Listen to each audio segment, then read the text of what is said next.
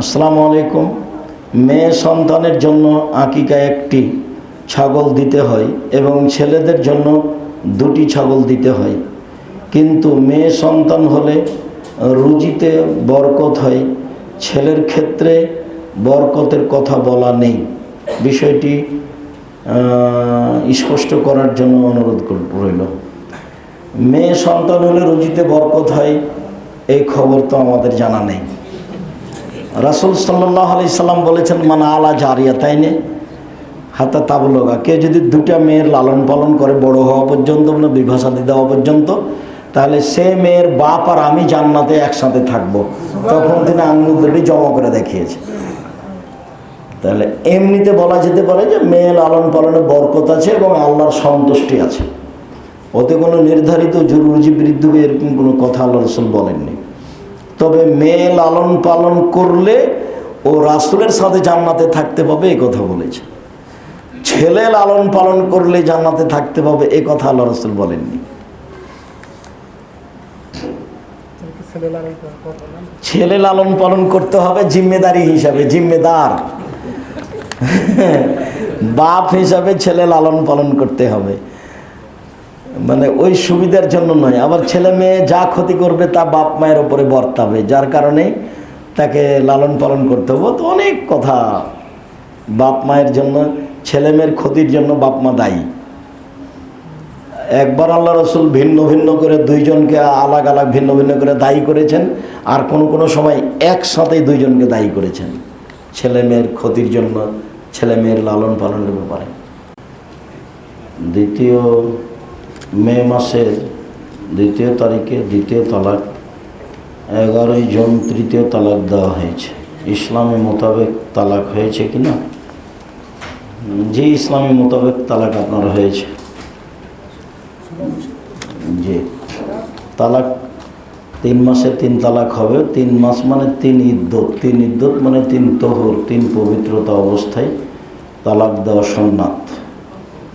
এমনি সময় ঋতু অবস্থায় তালাক দিলেও তালাক হয়ে যাবে, তবে এক ঋতুতে বা 1 মাসে বা 30 দিনে একটাই তালাকের সুযোগ আছে, একাধিকবার বললে একটাই হবে। জাযাকুমুল্লাহ খাইর। আমরা জানি মৃত্যুর পর থেকে কবরের আযাব শুরু হয়, তাই যেসব সন্তান পিতামাতা মারা যাওয়ার অনেক বছর পর হেদায়েতপ্রাপ্ত হয়ে তাদের কবরের আযাব রক্ষার্থে দোয়া করে, তাহলে ভবিষ্যতের সেই দোয়া বর্তমানে পিতামাতার জন্য নির্ধারিত কবরের আযাব রক্ষার্থে কোনো কাজে আসবে কি না? রাসূল সাল্লাল্লাহু আলাইহি সাল্লাম বলেছেন, মানুষ মারা গেলে তার সব আমল বন্ধ হয়ে যায়, তবে 3টি। তার একটি হলো ওয়ালাদুন সালিহ ইয়াদউ লাহু, ভালো সন্তান তার জন্য দোয়া করে।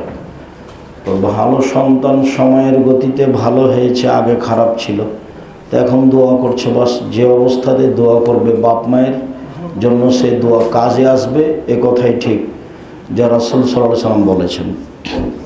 আর পিতামাতার জন্য অন্য এক হাদিসে এসেছে দানের ব্যাপারে, যে আয়েশা রাদিয়াল্লাহু তাআলা আনহা বলেন, এক ছেলে এসে বলল, আল্লাহর নবী, কাদ উফতিলাতাত উম্মি, আমার মা হঠাৎ মারা গেছে, লাউ তাকাল্লামাত তাসাদ্দাকাত, আমার মা কথা বলতে পারলে দান করতেন। আফা উসাদ্দাকু লাহা ওয়া লাহা সাওয়াব, আমি কি তার জন্য দান করতে পারি? তার জন্য নেকি হবে কি? আল্লাহ রাসূল বলেন, নাম, হ্যাঁ তুমি দান করো, তার জন্য নেকি হবে। এই হাদিস বুখারী মুসলিমের। আবু হুরায়রা রাদিয়াল্লাহু তাআলা আনহু বলেন, একটা লোক এসে বলল, আল্লাহর নবী, কাদ মাতা আবি ওয়া তারাকা মালান ওয়া লাম ইউসি, আমার পিতা মারা গেছেন, অর্থ সম্পদ ছেড়ে গেছেন, কোনো ওসিয়ত করে যাননি।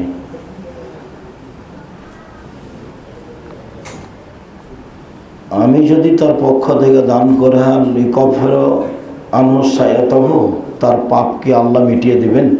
কারণ না, আল্লাহ রাসূল বলেন, হ্যাঁ। সেটাও মুসলিম হাদিস। পিতা মারা গেলে ছেলে যদি তার বাপের নামে দান করে তাহলে তার পাপ মিটে যাবে। ছোট বড় পাপ আল্লাহ রাসূল কিছু বলেননি। তাহলে মরা মানুষের জন্য ছেলে মেয়ের পক্ষ থেকে আরও জাতির সবার পক্ষ থেকে দুটো পথ আছে। একটা হলো মুখে দোয়া করা, আর একটা হলো অর্থ সম্পদ দান করা। এই দুটো পদ্ধতি দিয়ে মরা মানুষের সহযোগিতা করা যায়, যা রাসূল সাল্লাল্লাহু আলাইহি সাল্লাম বলেছেন। আমরা যারা বেঁচে আছি তারা সম্ভবপর বাপ মায়ের জন্য দোয়া এবং দান করব, এটাই আমাদের একটা জরুরি কর্তব্য। আল্লাহ আমাদের কবুল করুক, আল্লাহুম্মা। জামাতে বিলম্বে সালাত আদায় করার থেকে একাকী আউয়াল ওয়াক্তে সালাত আদায় করার গুরুত্ব বেশি কিনা?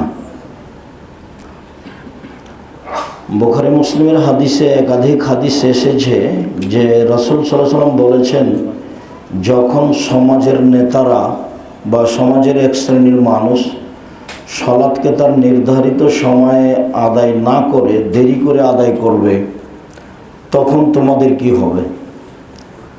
তো রাসূল সাল্লাল্লাহু আলাইহি সাল্লাম বললেন, তখন তোমরা বাড়িতে সালাত আদায় করে নিও, পরবর্তীতে তাদের সাথে জামাত ধরতে পারো। জামাতে সালাত আদায় করলে তাদের সাথে তোমাদের পরবর্তী সালাতটা হবে নফল ইবাদত হিসেবে, আর আগেরটা হবে ফরজ। অত্র হাদিসে রাসূল সাল্লাল্লাহু আলাইহি সাল্লাম যেটা বলেছেন, নির্ধারিত সময় বলতে আউয়াল ওয়াক্ত যেটাকে বোঝায়, আর দেরি করা বলতে সূর্য ডোবার আগে যে আজান হয়, ওই যে সূর্য ওঠার আগে যে সালাত হয়, এগুলো হলো দেরি করা। তো যদি এরকম দেরি হয় মসজিদে সালাত, তাহলে আপনি বাড়িতে পড়ে নেবেন, এটাই ঠিক। পরবর্তীতে আপনি জামাতে যাবেন না যাবেন সেটা আপনার ব্যক্তিগত ব্যাপার, কেননা সেটা ফরজ নয়। যেতে পারেন, নাও যেতে পারেন। মানুষ বিলম্বে সালাত আদায় করলে, বিলম্ব বলতে একেবারে বিলম্বে সালাত আদায় করলে আপনি বাড়িতে পড়ে নেবেন, এটাই রাসূল সাল্লাল্লাহু আলাইহি সাল্লামের পক্ষ থেকে অনুমতি রয়েছে।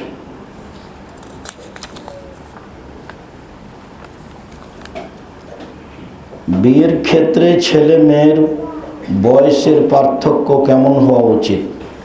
বয়সের পার্থক্য তেমন কোনো কথা আল্লাহ রাসূল বলেননি। তাদের আর্থিক বা তাদের ঈমানের কুফু হওয়ার ব্যাপারে বলেছেন। তো কুফুর একটি বিষয় আছে, তাদের বয়সের তারতম্যের কোনো আলোচনা আসেনি। উভয়ের সম্মতিতে যার যেটাই বয়স হোক, উভয়ের সম্মতি থাকলে, পিতামাতা রাজি থাকলে বিবাহ দিতে পারবে।